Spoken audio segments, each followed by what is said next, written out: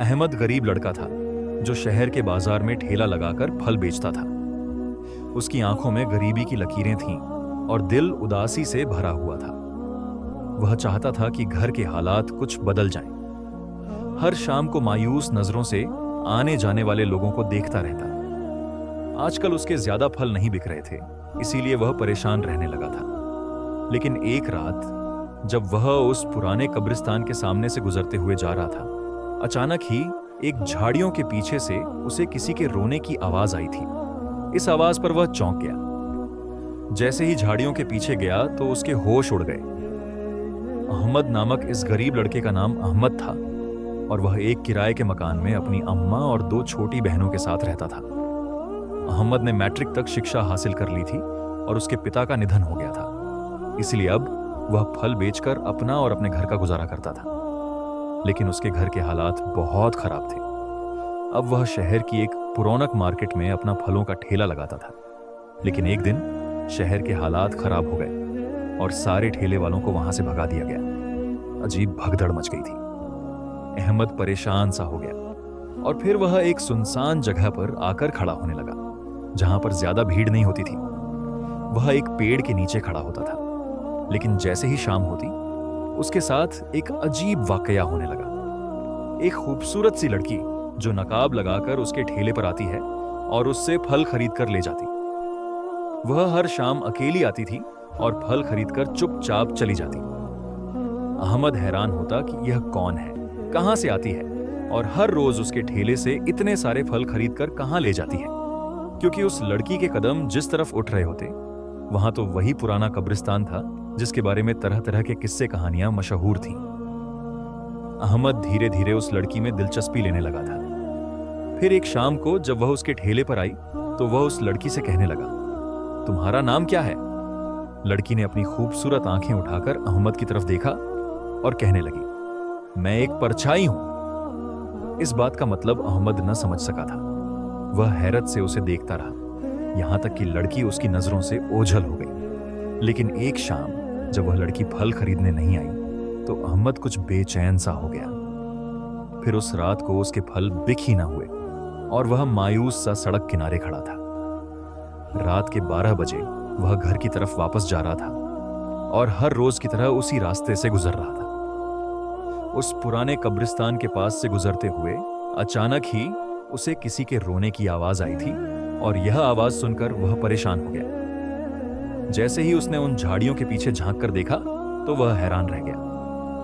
कोई लड़की जमीन पर पड़ी थी और उसका पांव जख्मी था। लड़की का चेहरा छिपा हुआ था। लेकिन जैसे ही उसकी नजर लड़की के चेहरे पर पड़ी, वह उसे देखकर हैरान रह गया। वह लड़की कोई और नहीं बल्कि वही थी जो रोजाना हर शाम को उसके ठेले से फल खरीदने आती थी।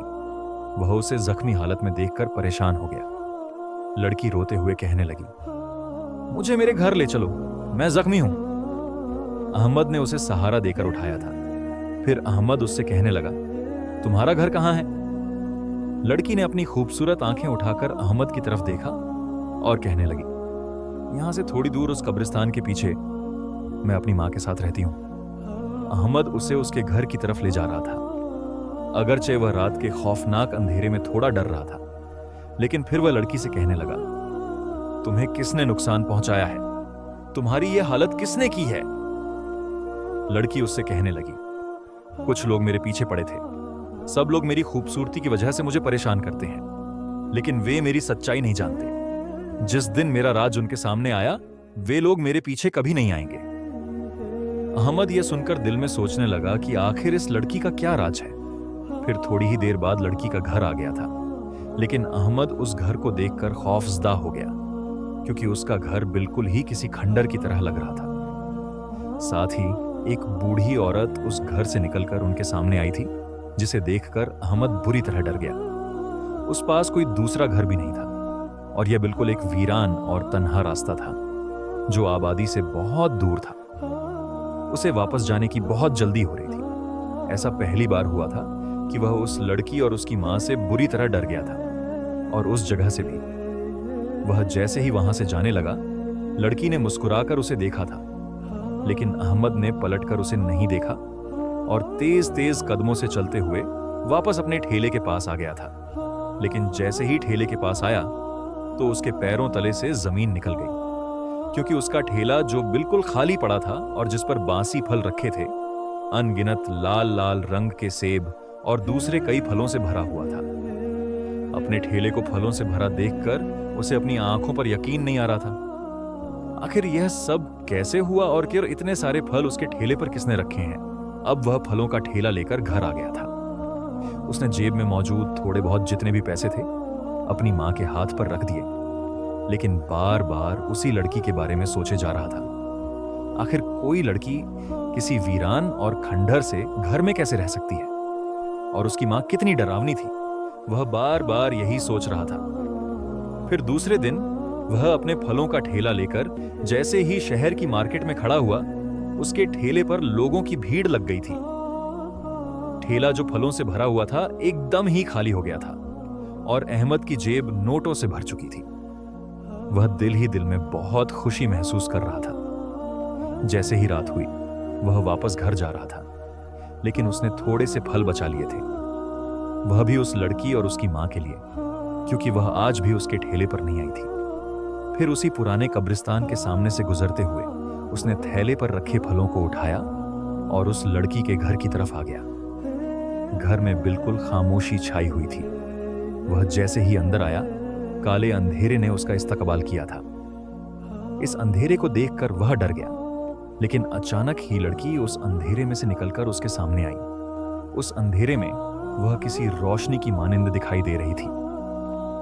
मैं तुम्हारे लिए फल लेकर आया हूं। अहमद ने वह सारे फल उसके हवाले कर दिए थे।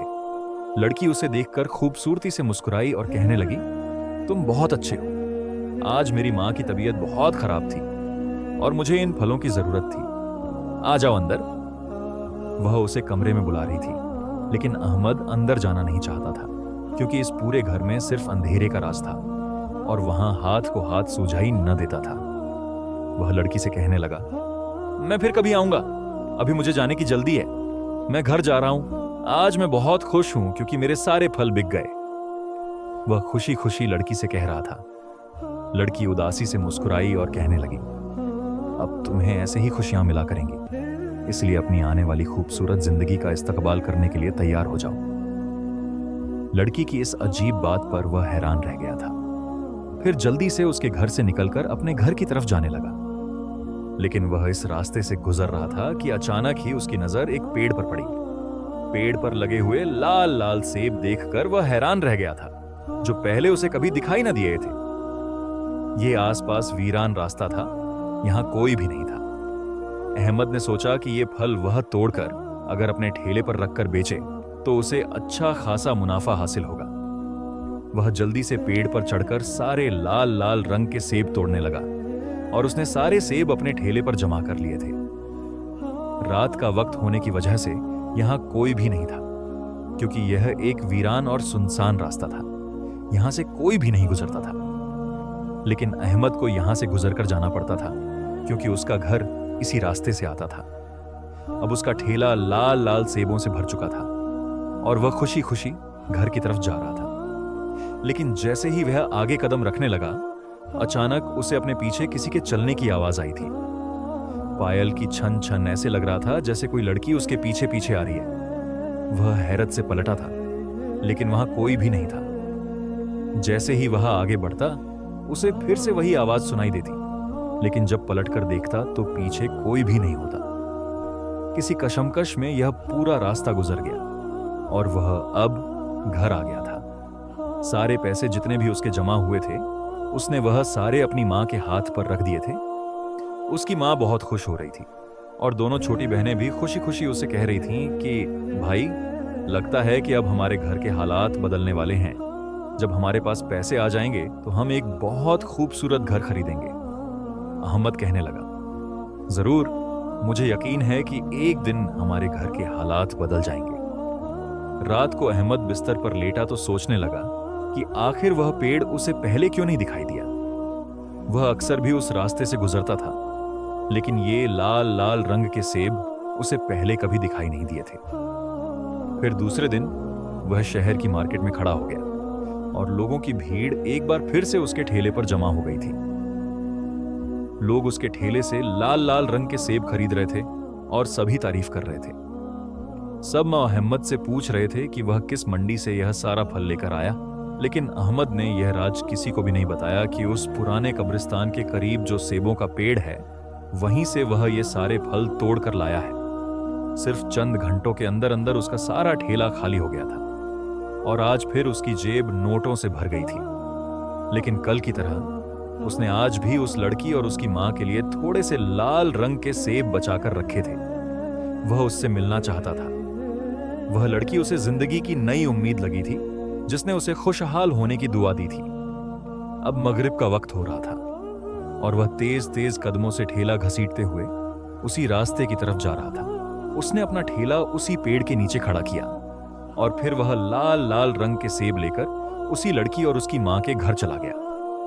आज फिर घर अंधेरे में डूबा हुआ था, लेकिन रोशनी की तरह निकलकर वह लड़की उसके सामने आई थी। उस लड़की को देखकर अहमद खुश हो गया। वह लड़की उसे मोहब्बत से देखते हुए कहने लगी, तुम कितने अच्छे हो, हम दोनों माँ बेटी का कितना ख्याल रखते हो। यह सुनकर अहमद कहने लगा, क्योंकि मुझे भी बहुत अच्छा लग रहा है तुमसे मुलाकात करना और मेरे घर के हालात बदल रहे हैं, जैसे कि तुमने कहा था। यह सुनकर लड़की मुस्कुराई थी। फिर वह सेब देकर वापस अपने ठेले की तरफ आ गया, लेकिन जैसे ही उस रास्ते पर आया तो उसकी हैरत का ठिकाना न रहा। पेड़ पर लगे हुए लाल लाल सेबों में इजाफा हो गया था और आज फिर वह सेब जैसे उसे पुकार कर कह रहे थे कि आओ, हमें तोड़ लो और अपनी रोजी में बरकत पैदा करो। फिर अहमद से रहा न गया और उसने वह सारे फल तोड़कर अपने ठेले पर रख लिए थे। वह सोच भी नहीं सकता था कि उसके घर के हालात इतनी जल्दी बदल जाएंगे। उसकी खुशियों का कोई ठिकाना नहीं था। अब वह हर रोज उस रास्ते से गुजरता, बचा हुआ फल उस लड़की के घर देता और उस पेड़ से फल तोड़कर अपने ठेले पर रख लेता। दिन ब दिन उसके घर के हालात बदलते जा रहे थे और अब लोग फौरन ही उसके सारे फल खरीद लिया करते। पूरे शहर में अहमद के मीठे सेबों का चर्चा था, लेकिन अहमद ने यह राज किसी को नहीं बताया था कि वह मीठे मीठे लाल रंग के सेब कहां से लेकर आता है। उसने किसी के सामने भी उस पुराने कब्रिस्तान का जिक्र नहीं किया था।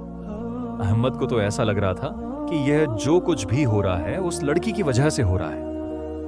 आज भी उसने लड़की के लिए कुछ चीजें खरीदी, लाल रंग की चूड़ियां, एक खुशबू और चमेली के खूबसूरत गजरे। ये सब चीजें वह उसे तोहफे के तौर पर देना चाहता था। बड़े जोश और खरोश से वह उसी घर में पहुंचा था, लेकिन आज उस वीरान खंडर का खाली सन्नाटा देखकर वह हैरान रह गया। लाख आवाजें देने के बावजूद भी वह लड़की उसके सामने नहीं आई थी। वह बहुत मायूस और उदास सा होकर वापस पलटने लगा। वह उस पुराने कब्रिस्तान से गुजरकर घर की तरफ जा रहा था जब अचानक उसे अपने पीछे एक आवाज सुनाई दी, रुक जाओ लड़के, तुम कहां से आ रहे हो और तुम्हारे हाथों में ये चीजें कैसी हैं? अपने पीछे आने वाली आवाज सुनकर वह हैरान रह गया था। जैसे ही अहमद ने पलटकर देखा तो एक बूढ़े आदमी को देखकर वह चौंक गया। फिर वह बूढ़ा अहमद से कहने लगा कि वह रात के इस भयानक अंधेरे में इस कब्रिस्तान में क्या कर रहा है। अहमद उसे देखकर घबरा गया था। फिर वह जल्दी से कहने लगा, मैं इस कब्रिस्तान के पीछे जो घर है वहीं आता जाता हूं। वहां एक लड़की अपनी मां के साथ रहती है, उसे मेरी मदद की जरूरत है, मैं उसके लिए कुछ सामान लेकर आया था। यह सुनकर बूढ़ा आदमी जोर जोर से हंसा था। फिर वह अहमद के पास आकर कहने लगा, क्या तुम नहीं जानते कि वह घर तो कब से वीरान हो गया है? उस घर में कोई भी नहीं है, तो फिर एक मां और एक बेटी कहां से आई? अहमद उस बूढ़े आदमी से कहने लगा, नहीं, वहां पर एक लड़की रहती है जिसकी मां बीमार है और उसे मेरी मदद की जरूरत है। मैं हर रोज उसके लिए फ्रूट लेकर जाता हूं क्योंकि मैं एक फल बेचने वाला हूं। उस लड़की ने कहा था कि एक दिन मेरी किस्मत बदल जाएगी और ऐसा ही हुआ। मेरे घर के हालात बहुत बदल गए हैं। मैं खुद को खुशनसीब समझता हूं, इसीलिए उस लड़की के लिए यह तोहफा लेकर आया था। बूढ़ा आदमी राजदारी से कहने लगा, देखो, मेरी बात को समझो और उस घर में दोबारा न जाना। क्या तुम नहीं जानते, वहां पर एक जिन्नजादी को कैद किया गया है और वह जिन्नजादी अक्सर ही किसी लड़की के रूप में आकर लोगों को परेशान करती है। क्या तुम उसके झांसे में तो नहीं आ गए? यह सुनते ही अहमद परेशान हो गया था। वह हैरत से उस बूढ़े आदमी को देख रहा था और उससे पूछने लगा, तुम कौन हो? वह बूढ़ा आदमी कहने लगा, मैं इस कब्रिस्तान का गोरखन, कब्र खोदने वाला हूं और यहां की हर बात से वाकिफ हूं। तुम्हारी भलाई इसी में है कि तुम दोबारा यहां कभी नहीं आना। यहां से चले जाओ, यहां पर जिन्नातों का बसेरा है। उस बूढ़े आदमी ने अहमद को बहुत डरा दिया था। वह मायूस सा होकर गजरे और खुशबू वहीं फेंकता हुआ घर चला आया था। लेकिन आज उस रास्ते से गुजरते हुए उसे वह लाल सेबों का पेड़ भी दिखाई नहीं दिया। उसने आज वाले सारे पैसे मां के हाथ पर रख दिए थे। अगले दिन वह शहर की मार्केट में खड़ा था, लेकिन बार बार लोग उससे आकर पूछ रहे थे कि वह मीठे सेब क्यों नहीं लेकर आया, जिसकी वजह से पूरे शहर की मार्केट में उसका चर्चा था। लेकिन अहमद के चेहरे पर मायूसी थी। वह हर हाल में उस लड़की के बारे में जानना चाहता था। फिर काफी रात तक वह मार्केट में खड़ा रहा, यहां तक कि रात के 12 बज गए। अब वह घर जाना चाहता था। उसी रास्ते से गुजरते हुए वह एक बार रुका था। उसका दिल चाह रहा था कि वह जाकर देखे कि उस घर में वह लड़की अब भी मौजूद है या नहीं। लेकिन अचानक उसे बूढ़े गोरखन की बात याद आई थी। फिर वह इस बात को सोचकर अपने घर जाने लगा। लेकिन थोड़ी ही दूर गया था कि अचानक उसे अपने पीछे पायल की आवाज आने लगी। ऐसे लग रहा था जैसे कोई लड़की उसके पीछे पीछे आ रही है। वह जैसे ही इन आवाजों पर पलटा तो उसकी आंखों ने हैरत अंगेज मंजर देखा था। उसी पेड़ के नीचे वह लड़की खड़ी थी, जिस पर लगे हुए लाल रंग के सेब उसे अपनी तरफ आकर्षित कर रहे थे। लेकिन वह लड़की को देखकर डर गया। लड़की की आंखें बड़ी अजीब हो रही थीं। उसने काले रंग का लिबास पहन रखा था और उस काले दुपट्टे से मुंह छिपा रखा था। लेकिन वह हाथ के इशारे से उसे अपनी तरफ बुला रही थी। वह न चाहते हुए भी उसके पास चला आया था।